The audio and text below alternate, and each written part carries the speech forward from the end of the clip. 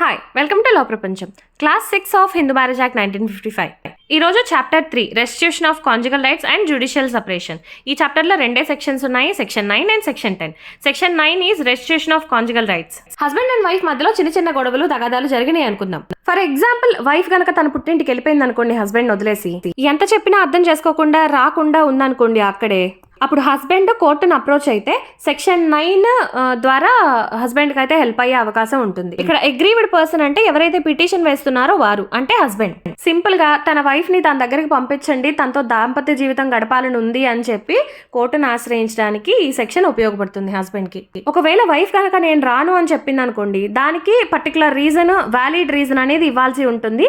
ఆ రీజన్, చెప్పిన రీజన్ ఏదైతే ఉందో అది ప్రూవ్ చేసుకోవాల్సిన బాధ్యత ఖచ్చితంగా వైఫ్ మీదే ఉంటుంది, అంటే రెస్పాండెంట్ మీద ఉంటుంది. అలా కనుక ప్రూవ్ చేసుకోలేదనుకోండి, ప్రూవ్ చేసుకోవడంలో ఫెయిల్ అయినా అప్పుడు వైఫ్ అనేది హస్బెండ్ దగ్గరకు వచ్చి తన దాంపత్య జీవితం గడపాల్సి ఉంటుంది. Section 10 is judicial separation. Husband and wife లో ఎవరైనా ఈ పిటిషన్ పెట్టుకోవచ్చు జ్యుడిషియల్ సెపరేషన్ కోసం. సెక్షన్ 13 సబ్ సెక్షన్ 1 లోని గ్రౌండ్స్ ని బేస్ చేసుకుని హస్బెండ్ అప్లై చేసుకోవచ్చు. సెక్షన్ 13 సబ్ సెక్షన్ 2 లో చెప్పిన గ్రౌండ్స్ మీద బేస్ చేసుకుని వైఫ్ పెట్టుకోవచ్చు. ఇక్కడ జ్యుడిషియల్ సెపరేషన్ అనేది డివోర్స్ తీసుకోకుండా వైఫ్ అండ్ హస్బెండ్ విడివిడిగా ఉండడం, అంటే విడాకులు తీసుకోకుండా విడిగా ఉండడం.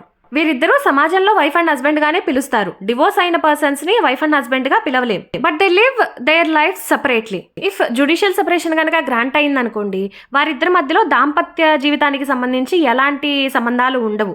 అలా అని వేరే వ్యక్తిని పెళ్లి చేసుకోవడానికి కూడా అవకాశం లేదు. వీరిద్దరూ కోహాబిట్ చేయకూడదు, అంటే ఇంటర్ కోర్స్ లో పాల్గొనకూడదు.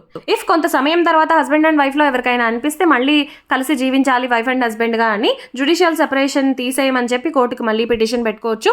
కోర్టుకు అనిపిస్తే, భావిస్తే జ్యుడిషియల్ సెపరేషన్ డిగ్రీని క్యాన్సిల్ చేయొచ్చు. క్యాన్సిల్ చేసిన దగ్గర నుంచి నార్మల్ వైఫ్ అండ్ హస్బెండ్ గా కొనసాగిస్తారు జీవితాన్ని. That's all about section 9 and 10. ఓర్పు, కష్టపడే తత్వం నీదైతే అదే నీ విజయానికి తొలిమెట్టు. సత్యమేవ జయతే.